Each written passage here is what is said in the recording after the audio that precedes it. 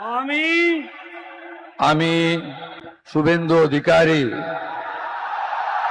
ঈশ্বরের নামে শপথ করিতেছি যে বিধি দ্বারা স্থাপিত ভারতের সংবিধানের প্রতি আমি অকৃত্রিম নিষ্ঠা ও আনুগত্য পোষণ করিব। আমি ভারতের সার্বভৌমত্ব ও অখণ্ডতা রক্ষা করিব।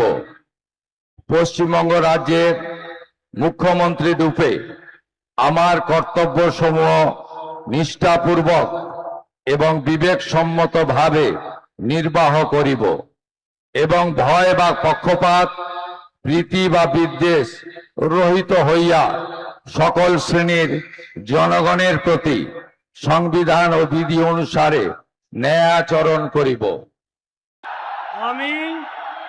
আমি শুভেন্দু অধিকারী ঈশ্বরের নামে শপথ করিতেছি যে পশ্চিমবঙ্গ রাজ্যের মুখ্যমন্ত্রী রূপে যে কোনো বিষয় যাহা আমার বিবেচনার জন্য আনিত হইবে বা আমি জ্ঞাত হইব, তাহা মুখ্যমন্ত্রী রূপে আমার কর্তব্য সমূহের যথাযথ নির্বাহের জন্য যেরূপ আবশ্যক হইতে পারে তদ্গতিকে আমি প্রত্যক্ষ বা পরোক্ষভাবে কোনো ব্যক্তি বা ব্যক্তিগণের নিকট জ্ঞাপন করিব না বা প্রকাশ করিব না।